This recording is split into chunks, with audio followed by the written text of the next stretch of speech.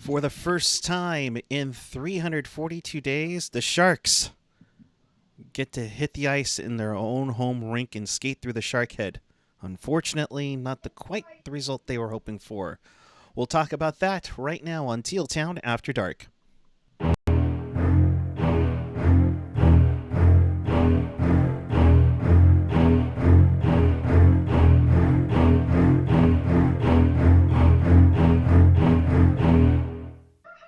Good afternoon, everyone. It is February 13th, 2021. Team Teal finally gets to wear a teal jersey. Seems like first time in forever. Unfortunately, it becomes in a 3-1 loss to the Vegas Golden Knights. And we welcome you to Teal Town After Dark. This is your live interactive Sharks post game. We do this after every single game.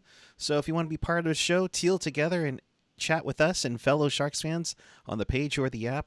You can also follow us on the social, Twitter, Instagram, Facebook, YouTube, SoundCloud, Reddit, of course, our Discord, and of course, find everything at tealtownusa.com. Pleased to be joined once again by Ian Reed. Ian, how are you doing, bud? I'm doing all right. It's another game.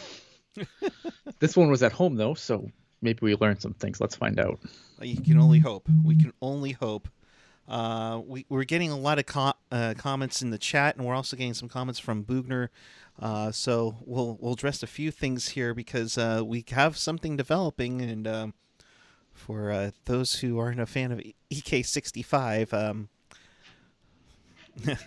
well, let's get your pitchforks. Yeah, get ready, folks, because this one is coming right from Bob Bugner, Eric Carlson. And this is a quote from him via our Twitter.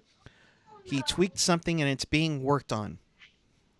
And apparently, according to Kurz, and I think Justin, thank you for contributing, didn't play the last 11 minutes. So the Sharks essentially played with 4 defensemen for the last 11 minutes of this game. Not good. Yeah, no, not good at all. I mean, like, obviously, like, that's as much as people have it out for Eric Carlson. That's not good. I mean, if he misses time with Shimmick, who I think is obviously going to miss time, if they both miss time, like, yeah, I mean, that's not good. The blue line is as deep as a puddle. Like, the depth is puddle deep. So I mean, it's not good. It's not good. And then it's puddle deep. And if you put those two guys out of lineups, I mean, that just means, we'll just up the ice time for Brent Burns and Vlasic and have them play 40 minutes a night. And nothing terrible happened there at all. No, like, not at all. Jeez. Like, it's such a bloody mess. Yeah. So I mean, yeah, if both of those guys miss time, like, this is gonna get really, really ugly. But just in time for the Sharks to get a draft pick, but they'll probably change the draft lottery rules because Detroit's throwing a hissy fit, and Detroit, they didn't just tank, they were good for so long, and they're just not perpetually bad, so we got to change the rules now because they didn't get their pick. Like, fuck off, Jesus Christ. I mean, I get, not to go on a draft lottery rant, but I see what they're trying to do because they see that Chicago moves up the last couple of years. New York wins the draft lottery, even though they were in the qualifying round. Well, that's on the league itself for letting that happen. It's a lottery. Like, this is what happens in a lottery. Yeah, sometimes some teams that don't deserve it are going to win. Mm-hmm. Like, that's just the nature of the beast. I mean, it's not like it's the NBA lottery where the Orlando Magic, like 30 some odd years ago, actually won the thing back-to-back years. I mean, come on. Where was all this complete when Edmonton all fun won and games until, like, until people who have, the NHL is so bloody incestuous that, like, you have, like, it's all fun and games, like, until it's Detroit or Toronto or a major market that has 100 people following it, then it's a big deal. And if the Rangers were on the other side of the stick, they would complain too. It's always the teams on the wrong side of the stick. Mm-hmm. But it's, if that was Columbus, no one would give a shit. Yeah. It's Detroit, so now it's a big deal. Oh, well, shit, Detroit. God damn. Like, come on. Original six, original Yeah, six. arbitrary. Yeah, exactly. All right, let's set that aside.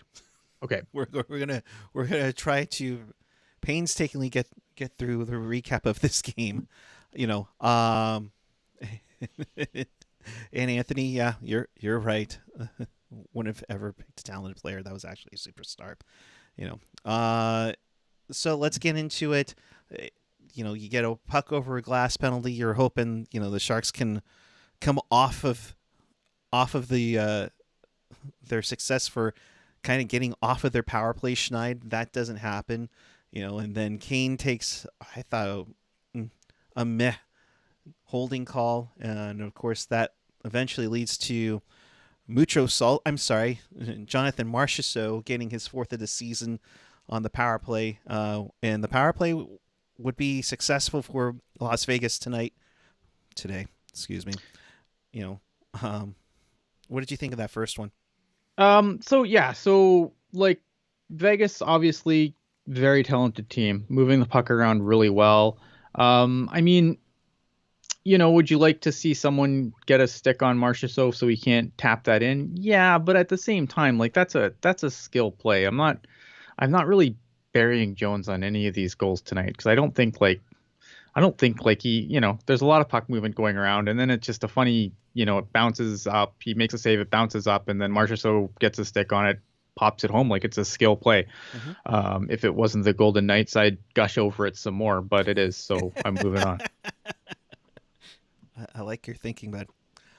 Later on, Kane would interfere, Reeves would slash. It would be a classic, Reeves versus Kane bout, and of course, you love to see or maybe you don't love to see the jawing. As we go away from the plexiglass, they're just leaning over and just tripping each other as they would. I think for the sake of NBC Sports California, I don't think they're glad they have microphones there that they didn't pick that up, but. Yeah, but like this is the worst trade-off for the Sharks, and it happens every Exactly. game. Like anytime the Sharks have had success against the Golden Knights, it's because they ignore Marchessault. It's not because they dress a goon. It's not because, or not Marchessault, sorry, Ryan Reeves. Like if the times when they have success against this team, they ignore Reeves. They let Reeves do whatever, and they ignore him. When they start chasing Reeves all over the ice and getting all bent out of shape over everything he does, the Exactly. Sharks get worked. It's like clockwork. It's happened to better skilled teams than the Sharks currently have, but it doesn't help. And Evander Kane for Ryan Reeves is a terrible trade-off. I don't think I need to tell anybody this. Like, isn't that why you dressed Gabriel today? Yep. Like, isn't like what's going? No, but no. Evander Kane has to go and deal with it. Like, No, give me a because it's his break. personal vendetta that Yeah, he has to do absolutely. it.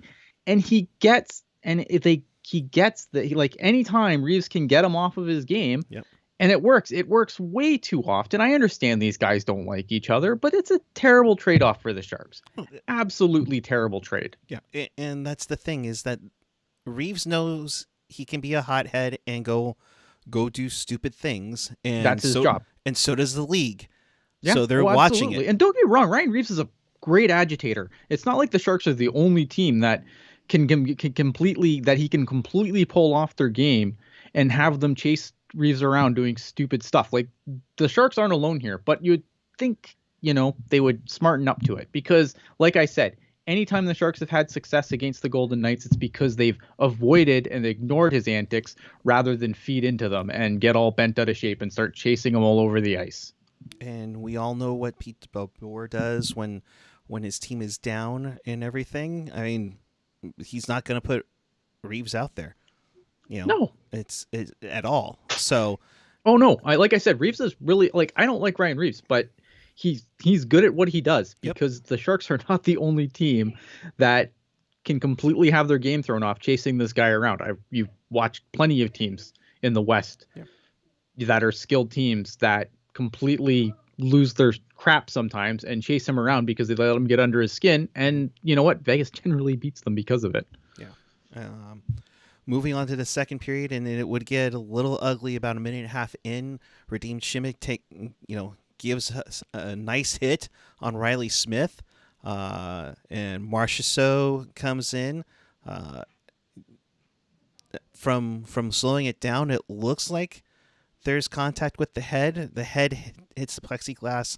Shimmick goes down.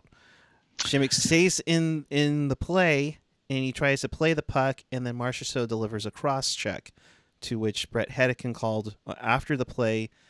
He believes it's a suspendable offense. Uh, I have a few things that I'm a little iffy about because I think the refs saw both incidents. They saw that Shimmick was in pain. Mhm. I thought the Sharks had possession of that in some form of it. I mean, kudos to the Golden Knights for having possession to keep him out there because the Sharks needed possession to have the play stop. But then when the Sharks had possession, the play didn't stop. I'll let you go on this one, Ian, because I mean, So I didn't really like the this is tricky because I didn't see this live and I'm only going from highlights, so I'm seeing it in absolute, you're seeing it in slow motion, blah blah blah blah blah blah blah. Like I kind of see why that looked a little bit like the Shimmick, the hit that Shimmick hit looked kind of slew footy. Like I'd have to watch it again, maybe not in slow motion, but it looked, and and again with slow motion, so I can see kind of why they would go after Shimmick a little bit. And Shimmick's like Shimmick's not going to give up on a play. So, to his detriment, like maybe if the initial hit, and I'm not sure which hit was the one that I watched in 400 different replays. So, maybe if he stays down, the play ends, right? But he's not going to give up on a play, and that's admirable, I guess. But the thing that concerned me more, like I know they're saying upper body, but I was actually more worried with the way the replay I saw that Brody tweeted. I was far more worried about the way his leg went into the boards on that hit. yeah, Because with the history of knee problems and stuff, and I'm surprised they're coming back and saying upper body injury. Maybe they'll come back and say something. I mean, the Sharks are notoriously just garbage when it comes to talking about injuries, right? Like ask Marty Havlat. like they're just absolute. So it could end up being a lower body thing, but I'm more concerned about between the ankle and the knee than I am about the although broken ribs is no joke. Yeah, and if he has if he did get hit in the head, then of course the concussion issue too. I Yeah, mean, it could just be a triple whammy for Shimmick, and that's the last thing you need right now.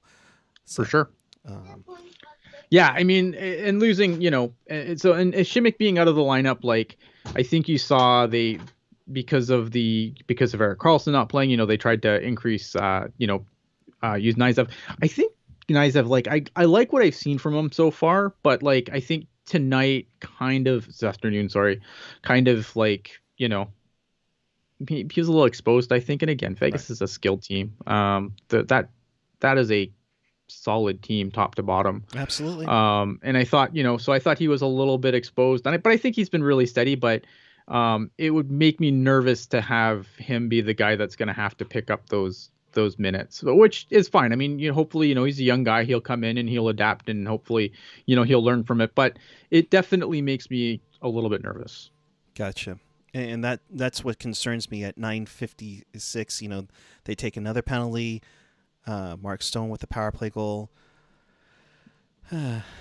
It's one of those things. Yeah. And I'm gonna be a broken record again today because, like, again, I don't really fault Jones here. Like, I really don't. I'd have to watch it again. I can't remember. I'm trying to remember. I'm trying to bring back into my head. I remember. It's just one of those things where I think, oh yeah, okay. So I'm remembering this now. So Jones made a couple saves, and someone didn't have Stone. Someone missed their defensive assignment, and like, congratulations, San Jose Sharks defense. Yeah. Wash, rinse, repeat every time this year. But someone obviously didn't have their assignment on Stone, and he was able to come in and, after Jones made a couple of saves, Stone comes in, and there's not much Jones can do. He's made a couple of saves. He's already set in position. He's not going to, he's not going to get to that puck. And Stone takes a shot pretty much unhindered completely.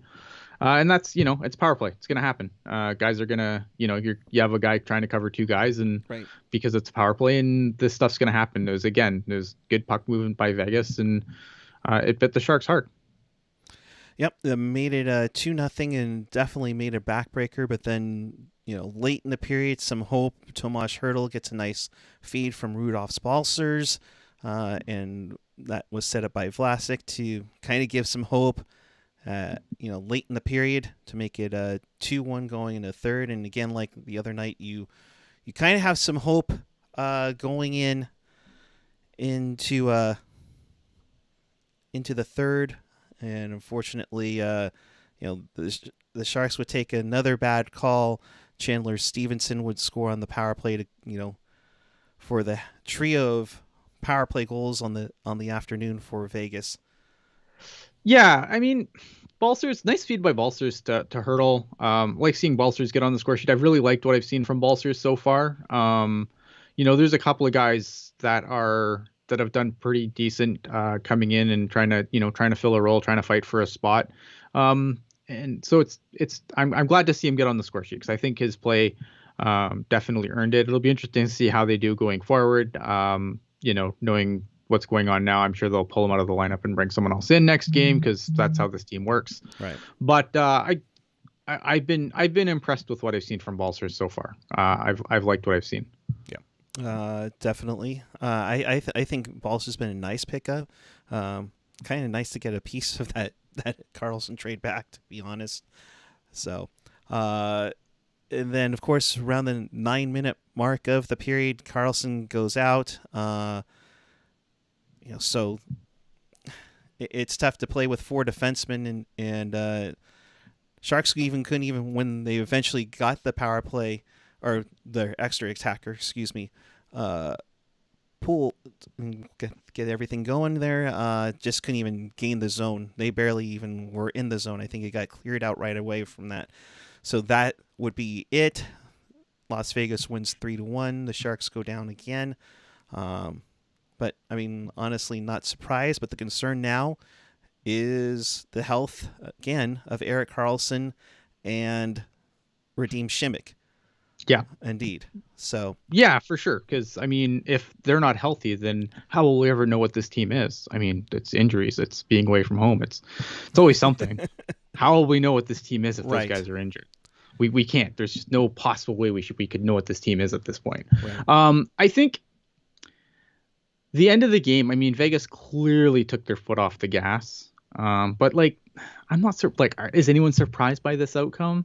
I mean, the Sharks have had trouble keeping up with LA and Anaheim. I'm not surprised they can't hang with the Golden Knights. Like, this team is bad.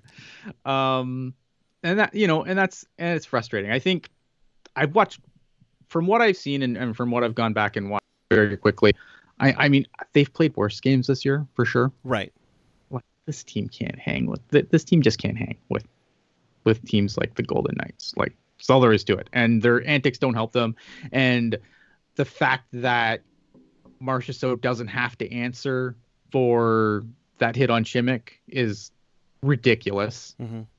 Like, go down the list. This team is ridiculously bad, and it's bad in so many different ways. Yeah, indeed. Couture, and we go with some comments in the from the locker room. Our back end did a great job after EK and Šimić went down. They didn't, score. Yeah, I mean, they did. They weren't like, they did fine. But again, like, by that point, Vegas had already gone into cruise control. Yeah. Like, I'm not trying to, like, I don't want to beat up on them. Like, I don't want to sit here and just completely just beat up on guys for the sake of beating up on them. Because I'm sure people are watching. They're annoyed too at this point. Like, obviously this team isn't good.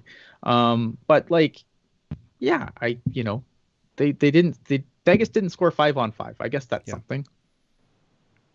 Like, there's maybe small victories in here somewhere, but yuck. Yeah, no, it's I mean, you can take small victories, but that's all it is, Couture putting it simply, losing sucks. Yeah, of course. Yeah, losing sucks. Losing sucks. Losing self-inflicted sucks more. Right. Right. I don't know if tonight was completely self-inflicted. Again, I think it's just a case of the Sharks just can't hang with the Right. top teams in the league anymore. And rightfully so. I mean, at this point, you have to wonder, about a lot of things with going on in this organization, but at the same time, did we not expect this? I mean, we kind of did. I mean, I I'll thought be this game was going to be a bloodbath. Like yeah. I surprised it was the low scoring and like yeah, they scored all the games. Like I honestly I thought this game was going to be a bloodbath. Like I was expecting just a complete laugher. Like I was expecting 6-7-1. Yeah. Going into this one.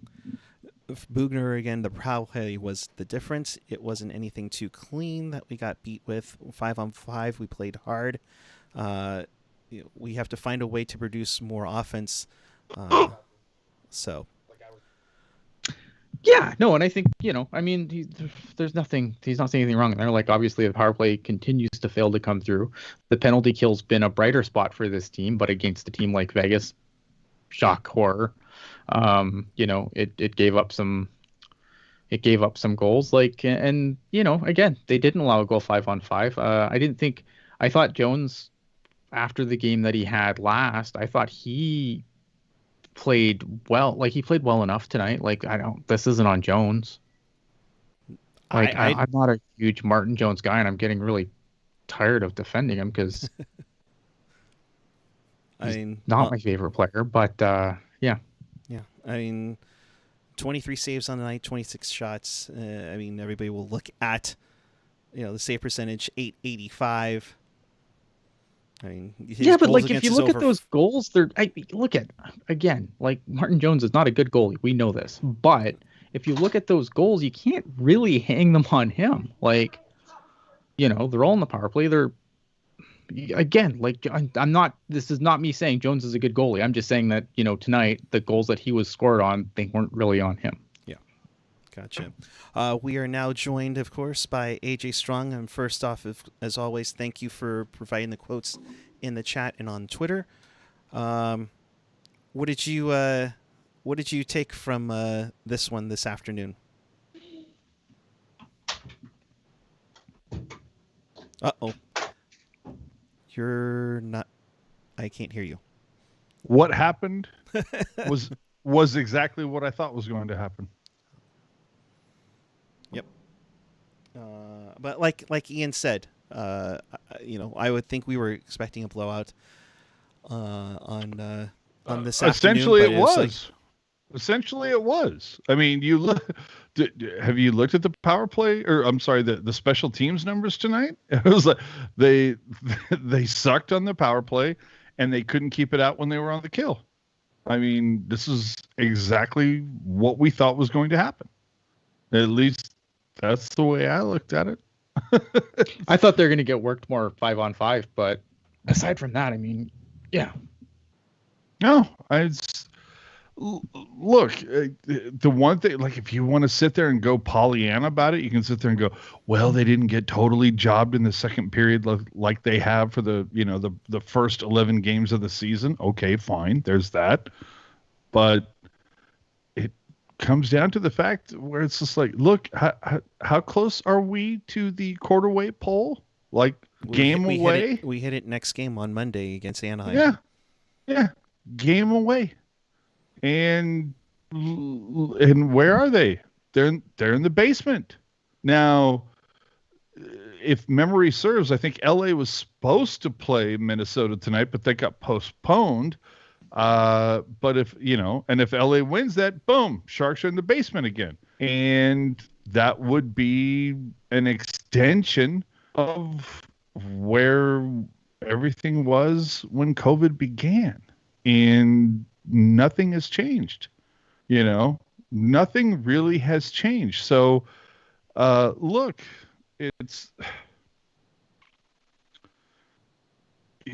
I don't know how you can be Pollyanna about this team at this point. I just don't. That's the whole thing is you can sit there and go, oh, well, Teal Town USA, they're just a bunch of haters. They're blah, blah, blah, or whatever you want to say. This is not just me. This is not just Ian or Eric or whoever else happens to be on a show. You go listen to TSN Overdrive. You listen to NHL Network. Everybody is talking about like the three facts of life right now for the Sharks. Number one is Jones sucks. EK65 is an anchor. And there is just not enough talent on this team. Like that seems to be the three, go-to points right now. I'd had 4 Vlasics completely fallen off a cliff. Yeah. Well, yeah. And you are not wrong, sir. You are not wrong. So, I mean, it sucks when you ask the defense to play defensively, doesn't it? Oh, I hate when that happens. But I mean, today there was a couple plays where I can't remember who EK65 was playing with, but it was basically an onslaught across the neutral zone.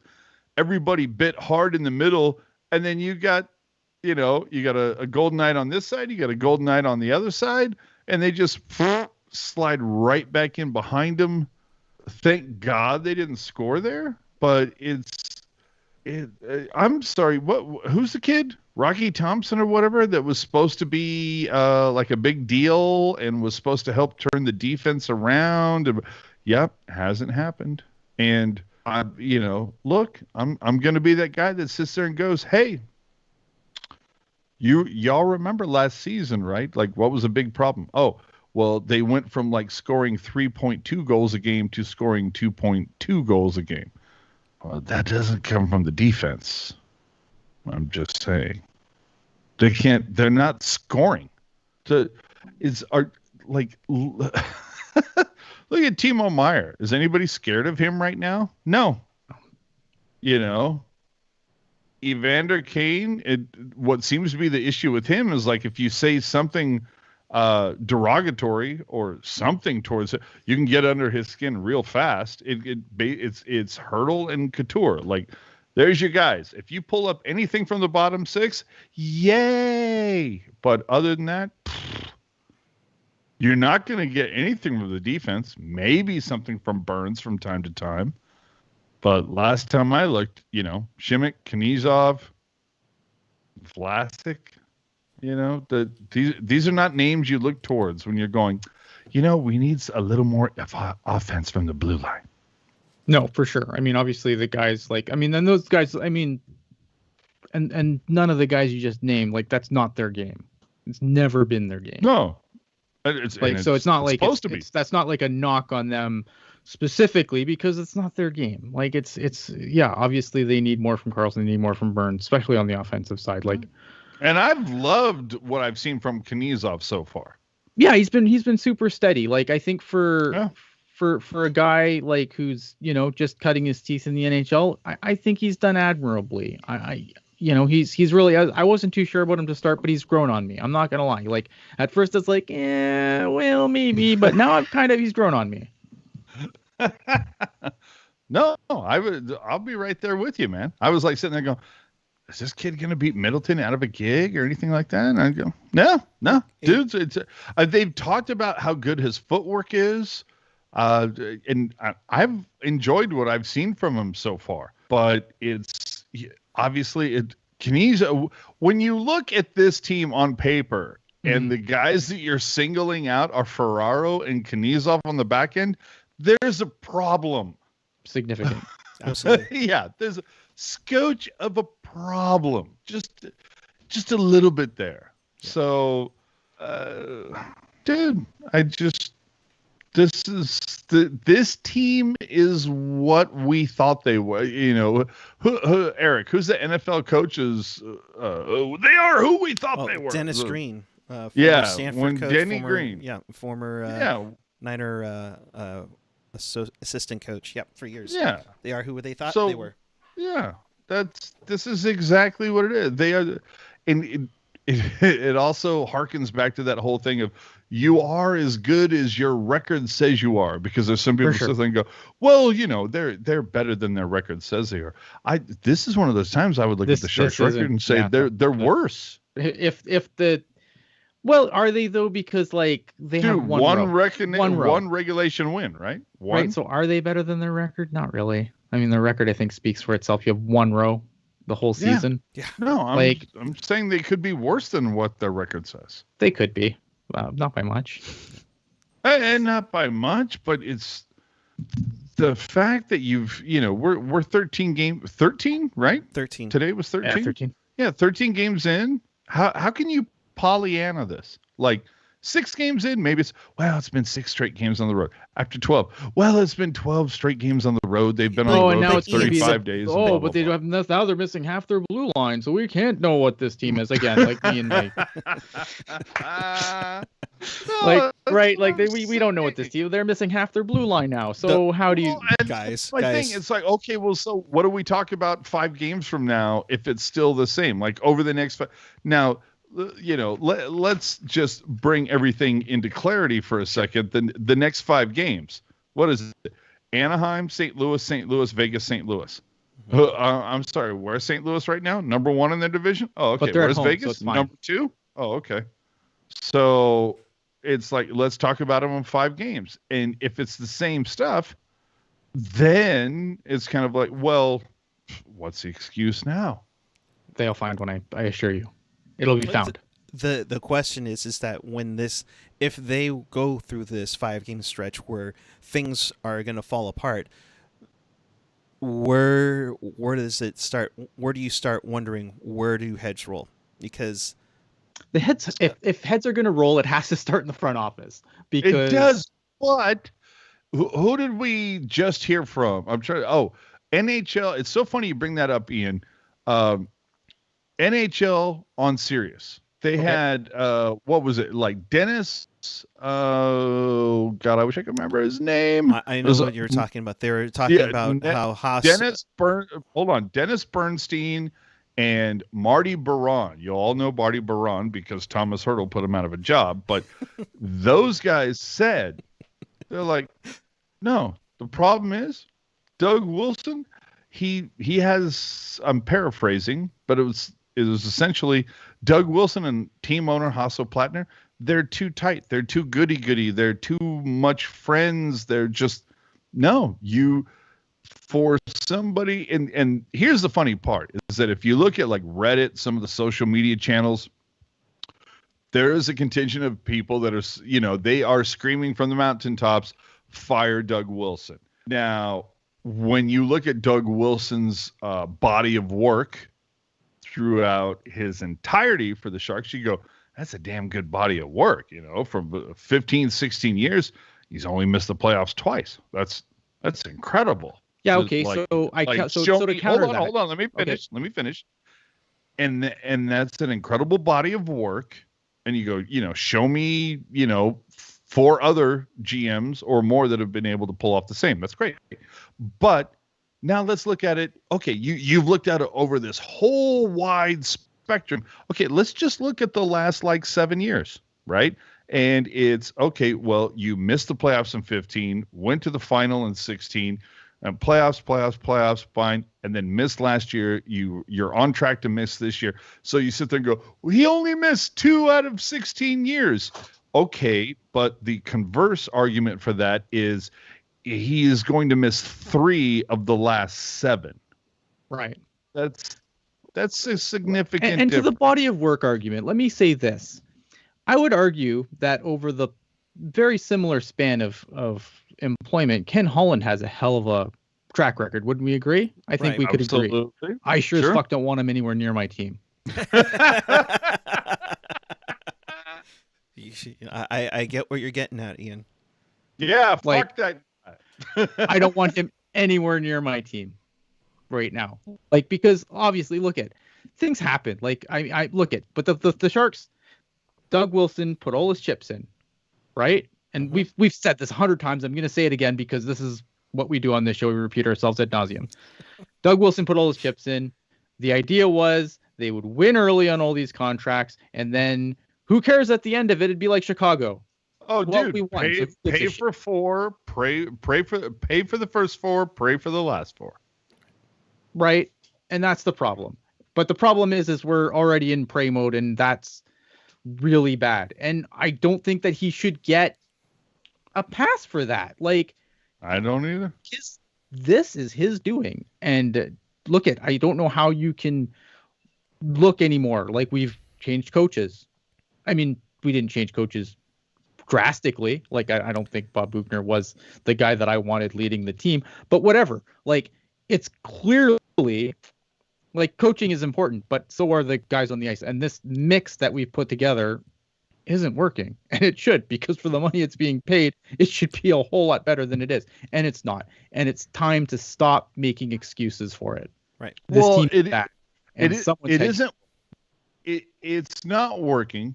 And one of like the red flags that it's not working is why do you keep bringing up a new player every time? You know, it's like, oh, Gregor's up. No, Gregor's down. Okay, then bring up Chmielewski. Oh, okay. Put Chmielewski down and bring up Balsers. Okay, and now send Balsers down. You know, it's just Balsers got an assist. So out of the lineup you go, Mister. We cannot have that. I mean, you saw that. that. Have that production. Get the hell out of my lineup. I need to bring in someone else who has no points yet. Well, yeah. So that's the thing. Is that Chmielewski? I said that on the way into this season. That's what I was saying. Is that first off, this team does not have a top 6. They have a top 4, and when you just look at who they have, whether it's, you know, LeBanc, Couture, Meyer, Donato, Hurdle, Kane, and then you go down to the, you know, one more level and you say, okay, Gambrell, Sorensen, and whoever, okay, maybe they have a top 9. The bottom 3, that's just, it's like, oh, okay, who played good for the Barracuda that week? And look at, and that too. Is Nixon ever coming back? And I want to say something, and I do want to say something. Like, some of these guys have really shown a lot this year from last year. Like, that does need to be said. Like, I'm not completely just trying to bury guys endlessly here. But like, let me ask you a question. Doesn't that scream how much the Sharks overvalued the system last year? Everyone overvalues their system. They're not alone. Everyone overvalues the system. To be doing it, all right? John, go ahead, Ian. Sorry. No, I just say everyone overvalues their system. Like, that's every NHL team does it. You get the guys that you drafted, you know, the guys that you put your name on. You're always going to be loyal to those guys. That's, you know, but the problem is now is that this team is in a rut. Like, and get to the super chat, and then there was another comment I wanted to get out in the chat. Go ahead. Okay, I was just going to say, John, thank you for the super chat donation. He's saying the only game Sharks win this week is on my Xbox. But I wanted to bring this up. Is that, you know, at this point, what is a new GM going to fix? We're stuck with all these contracts. Well, Ian, that's the thing. Is, well, let me ask this. You can bring in Scotty fucking Bowman right now to any GM, because I've seen it on Reddit. I mean, Ian, you could bring in the best GM that has ever GM'd on the face of the planet. Isn't that GM still going to be handcuffed by the deals that Doug Wilson has handed out over the last 3 years? Yes. Like, this is not a short process. No, it's not. But the problem is you have a general manager. Like, here's the problem, right? Like, this team is running out of assets that it can trade out to trade back in, which is how Doug Wilson has generally done his business. Look at most of the impact guys on this team. They aren't Sharks. They aren't Sharks draft picks. Yep. You're right. Now, that's the great point. Hold on, let me say this. That's the point that Eric and I used to make, is that when you looked at when you try to compare it to a baseball thing, the Giants could completely draft pitchers, catchers, infielders. They sucked at outfielders. They couldn't pull it off. And to me, it's the same thing with the Sharks. They can't draft defensemen. Yeah. And here's the problem. Okay. So now, so far, I've liked what Junior has done as far as like drafts that from the draft where he took over. I like what he's done, but we're still too soon to say, well, this guy's, you know, this is amazing, this is bad. The real problem is that Doug Wilson probably doesn't get fired. He just moves to a position upstairs and then oversees the GM, and it's probably more of the same. But I don't know. Like I'm not my faith in Doug Wilson, like to dig out of this mess and turn this around. I don't know. Like, how many years does he get to dig himself out of this mess? How many years do we say, okay, now we should, like, or do you want to bring someone in who has a plan, and maybe the plan works, maybe it doesn't. I don't know, but Doug Wilson dug this hole, and that's why I don't know if he's the guy to dig us out of it. Like, that's why that's the hard thing. Dude, that's why I sit there and I go, look, even if you say, okay, Doug Wilson, you had a good time driving the bus, and now it's time to hand over the keys. We're going to find somebody else to do that for you.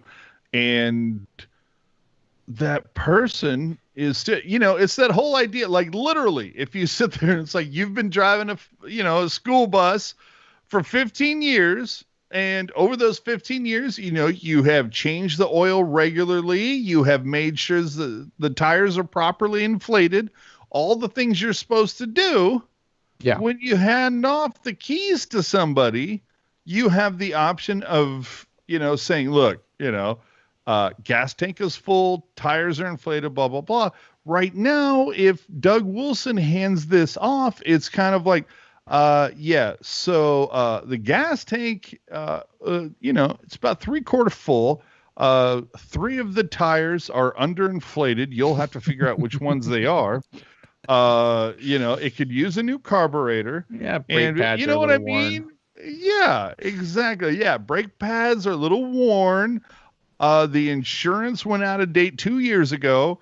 It's just like, whoever has to take over this shitstorm, they're going to have to deal with these contracts. So for all the people that sit there and go, oh my God, Doug Wilson needs to be fired.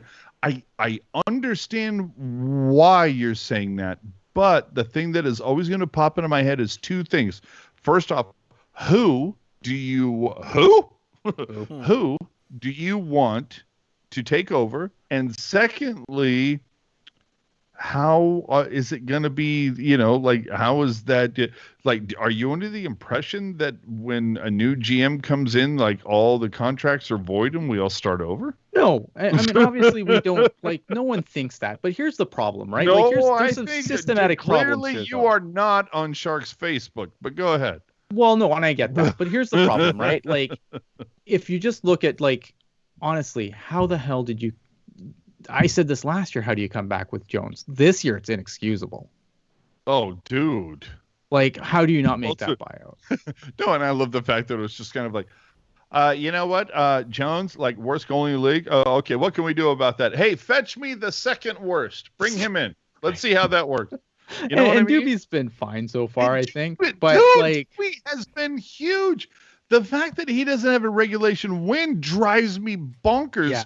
Because he's put up better numbers while seeing more shots. I know. I mean, that's the problem, right? Like, there's certain things where it's like, you keep doing the same things and expect them to get better. And obviously, he's completely binded himself with contracts. And those contracts are not going to be easy to get underneath from. Like, you're probably going to have to buy one out. Hoping Seattle's going to take one of them is laughable. I don't think Seattle's just going to come in and gobble one of our crappy contracts up unless you super sweeten that pot. And then what are you giving up to make that happen? What would it take? What would San Jose have to give up to say, Seattle, maybe we work out a whole deal for Erik Karlsson? I know he's got a no trade, full non. He's not going anywhere. Erik Karlsson's not going anywhere. We're stuck with that. We're stuck with that. But so you're gonna have to, if you want to ease up some money on the blue line, unfortunately, that's Brent Burns. Or, for maybe depending on how you feel. Like, I would keep Burns over this Classic, or this point's Karlsson. But Burns is the guy that you're going to have to get rid of. And that contract's going to look worse and worse as the years progress to the end of it. I don't have a problem getting rid of Burns if it returns value. I would have But a it's not. huge problem. You're gonna have to give up value to get that contract off the books just to get some See, caps. I don't know about that. If Burns continues to be like the shining beacon on the back end for the Sharks, like the one thing that has worked out right for the Sharks, I think there's at least something that if you get look, what did the Sharks get for Douglas Murray, for Christ's sakes? Like, I think there's something. It's better than nothing, is what I'm saying. But my question is do you salary cap hit though? And have you seen the mileage on that guy? I mean, the thing. No, here's the thing.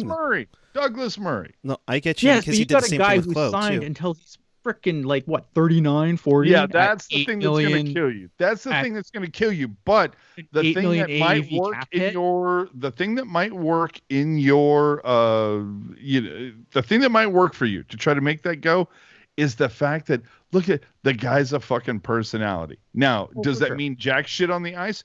No, but the fact of the matter is he's a fucking personality that you can build some merch around, you, especially in that neck of the woods. Are you kidding me? Pacific Northwest, and you're going to tell all your fans that you've signed the Sasquatch? I mean, come on.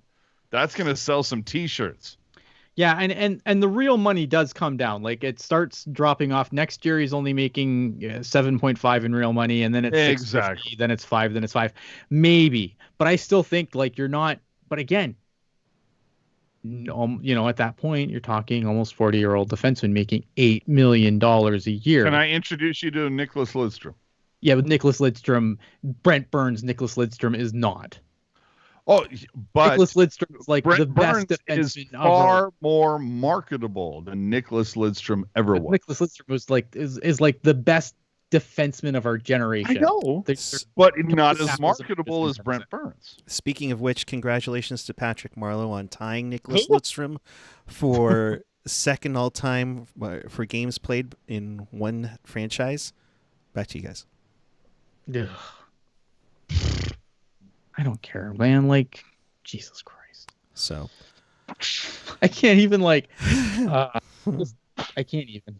I don't think we can odd either, for that matter. The fact that Marlowe's our third line center today against a team like Vegas speaks volumes. Yeah, that's true. I don't even think he got bumped up. I think it's that the other people sucked, so they pushed him down. Well, I mean, if you put Marleau on with Curtis Gabriel, I don't know. No, it's just the fact that Marleau is on the third line. Really? Michael Zavorskis. Hope I got that name right. Forgive me if I didn't. Sharks have never really had good drafting. Oh yeah, we've talked about that ad nauseum. Here's the problem though. Drafting's only half of the problem though. Like here's the thing. Like a lot of teams point out the thing. You have to develop what you draft. It's absolutely. Wait a minute. Let me just show me the comment again, please. Sharks have never had good drafting. A team that has good drafting. No. All you need to do is stop at Sharks have never really had good drafting. That is incorrect. They've had very good drafting from picks 5, 6, 7, and 8. Those they have done very well at. It's those 1 through 4 that have like made them a little quizzical. But 5 through 8, they've actually had hits. Like Logan Couture, solid player in my opinion. No, they've had injuries are an issue, but whatever. But I'm saying they have mined gold in the lower rounds. The things that have kicked their ass, is 1 through 4. First 4 rounds have kicked their ass. 5 through 8, they have mined gold. Sure, but the other thing that does need to be said though is there's something said for drafting, but developing is the other half of that coin, which rarely gets talked about. And it's always just, if you don't develop them, it doesn't matter if you draft. You can draft amazing if you don't develop.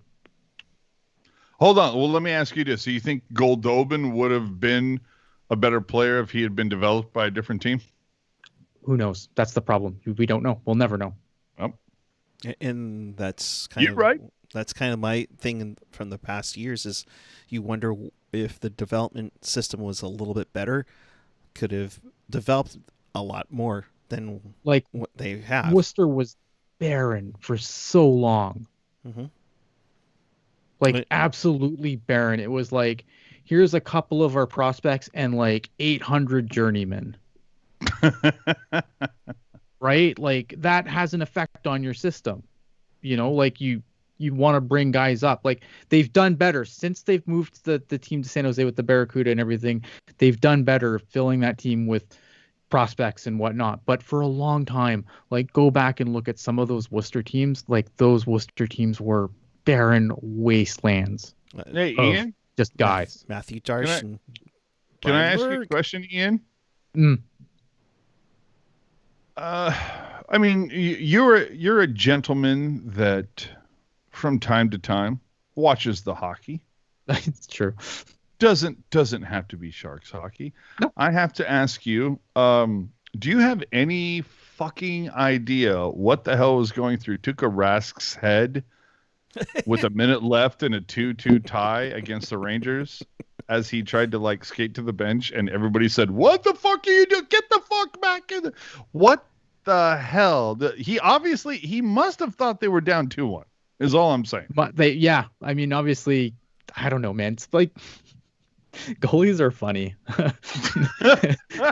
Goalies are funny. I mean, that's all I can say, right? Like goalies are strange animals. Danny Lemieux may not have been far off in actual goaltenders, is what you're saying. Goalies are weird, man. I don't know. Like you guess, I don't know what was going on. I don't know if he just didn't have much action going on. He just kind of lost track of the score or whatever in his head. But I'm not. Goalies are weird. That was the funniest thing. Anyway, so we have what was tonight? It was 3-1 loss. Yay. 3-1 loss. Yes. If you're just tuning in, that's what was the score in the Sharks home opener. Yeah. So 3-1 loss. Does it matter? Like home away? Does it really matter? Like you're playing in an empty fucking arena. No. Well, there we go. There's a special power. So it's just they basically pulled a loss in 3 of their last 4 games.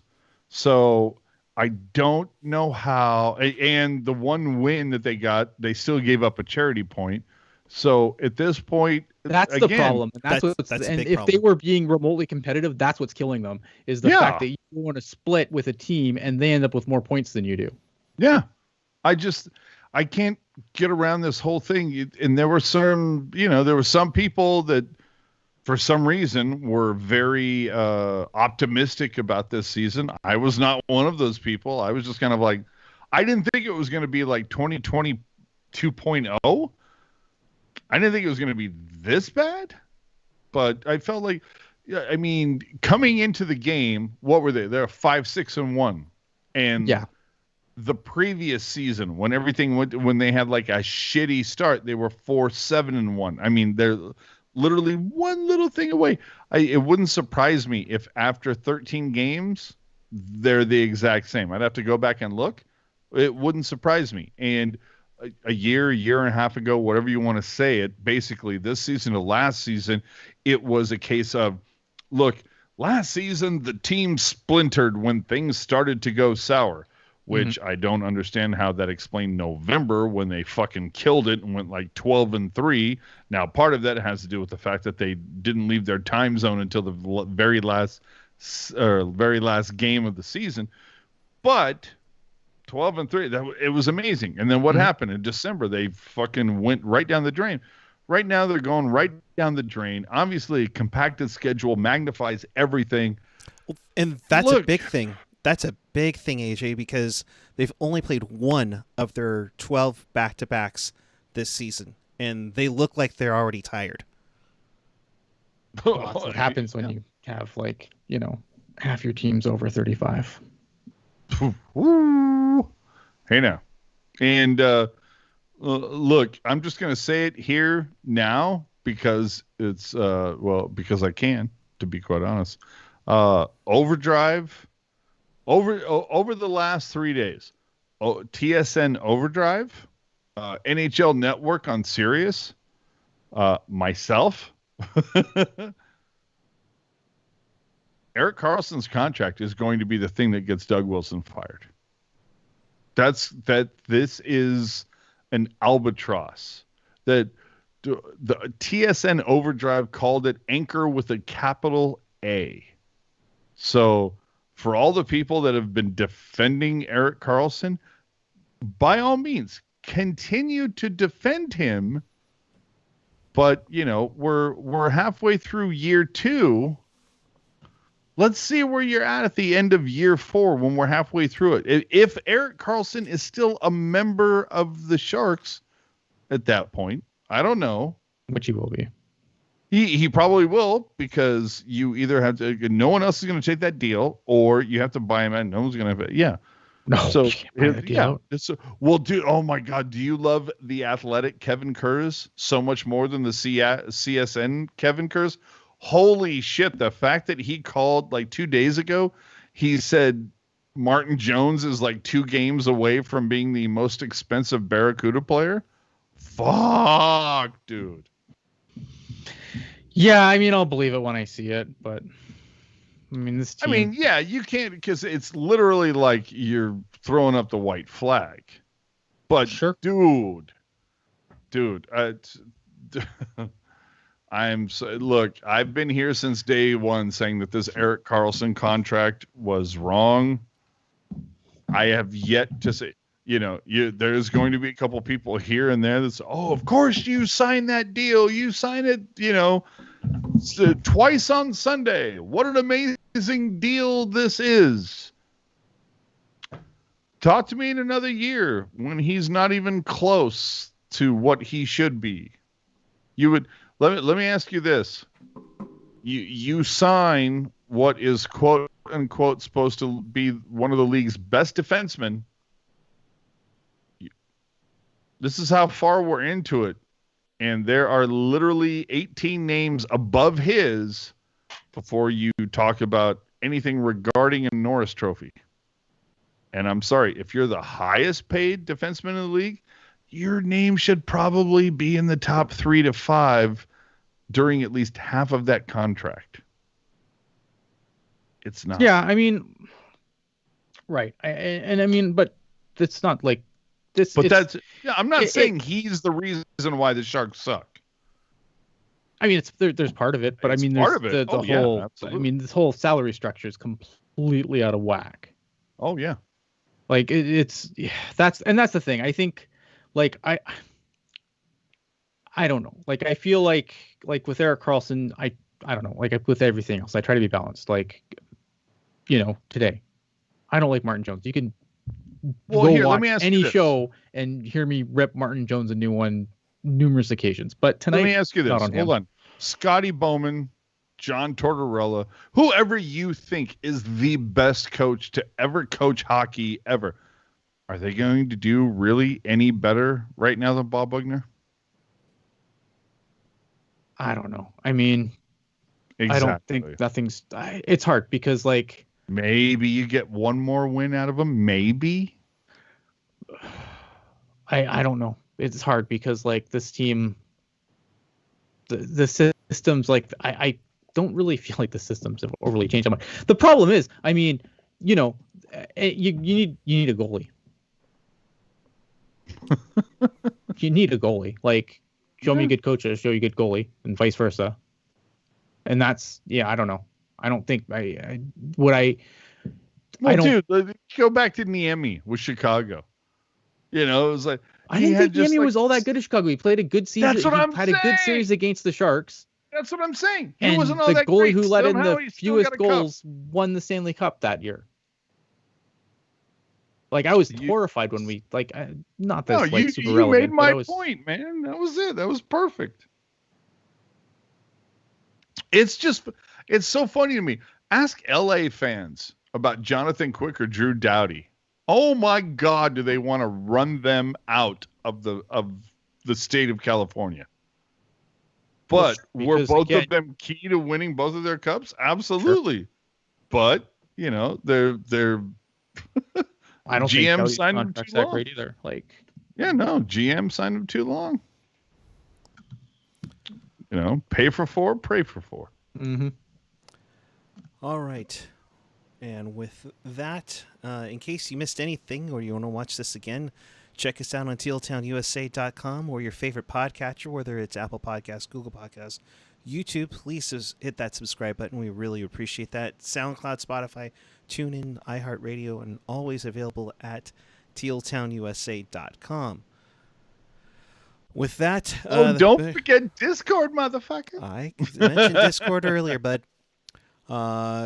that's where the conversation will shift over in just a few minutes. But first, Ian, thank you very much. As always, your final thoughts on where the people can find you. I just want to hit this last comment in the chat here. People can hate on EK contract all they want, but because of Pavelski leaving, Pavelski was gone either way. They're right. Pavelski wasn't going to come back because they weren't going to give him the third year. But anyway, at Ian Blogs Hockey on the Twitter machine, where hopefully together on Twitter we can discover when we can actually judge what this team is. I'll keep you posted. Hold on. Ian, let me ask you a question. You sit there and go, Pavelski was never going to stay here. Pavelski was gone as soon as Evander Kane was signed. Now why? Because it's Doug Wilson. He wasn't gonna. I don't think that he was gonna bring back like Pavelski. Like obviously he got off to a ripping roaring start this year. He was pretty good last year, but I mean like for a long time last year. I mean obviously they go to the Cup final, but like during the season last year, they had Pavelski on a milk carton for half the season. No, they did, but that's always been Pavelski's MO is that I show up when it matters most. Sure, but I mean, at the same time, I just don't think that Doug Wilson was going to sign him to... No, hold on. But that's my point, is that it's, everybody, you look at all the social media, because they're the ones that know the most. But you look at the people on social media, and a lot of them is just kind of like, oh, well, Doug Wilson just wanted to give him 2 years. He wanted 3 years. And so that's everything that caved. And so even if that was the case, let's say that it was, why doesn't Doug Wilson pull a Toronto Maple Leafs like they did with Marleau? Sign him for 3 years. Hey, because the first 2 years, that was great. And then that last year, yeah, okay, that was great. Go have fun in Carolina. Yeah, but you have to find a partner to buy him out at that point, right? And GMs trip over themselves. Pavelski was performing a lot better over that time. I think you probably would find a partner. Maybe, but who knows? Like I still think that third year. I mean, it's the same reason I can't come out here and talk about how shitty Brent Burns' contract and Marc-Edouard Vlasic's contract is and be like, oh, but Pavelski for that last year would have been totally fine. How do you not know that, Ian? Come on, I thought you knew everything. What the fuck? The same principle, right? Like it's just too many, it's too much money on guys at the tail ends of their careers. I love Joe Pavelski. Don't get me wrong. But I think that no, but it is what it is. Like, I don't know. I mean, yeah, I mean, people are going to get their nose out of joint over it, but that relationship was already straining because when Evander Kane signed his deal, there was a lot of talk about how Joe Pavelski was not thrilled about that contract being signed. So I mean, there was some problem with that. There was some strain there before this whole Erik Karlsson happened. Yeah, the Erik Karlsson thing definitely made it push over the edge, but it wasn't the deciding factor. Like Joe Pavelski was not in the plan going forward. Otherwise, you know what I mean? It wasn't like Doug Wilson woke up one morning and said, oh, well, Joe Pavelski's no longer in the plan because we got Erik Karlsson. No, I honestly think that he wasn't in the plan already. Ian, you have to let Eric wrap this up and go to bed. Go. I'm going to be up for a while. All right, wrap it up. I'm at PuckGuy14 on the Twitter and the Instagram. AJ is at AJ_strong. Apparently I have a fax coming through right now, so it's really time to wrap it up. Keep it real, keep it teal, and keep it real teal. Thank you for watching, and hopefully you come back on Monday after the Sharks take on the Ducks. Have a good night, everyone.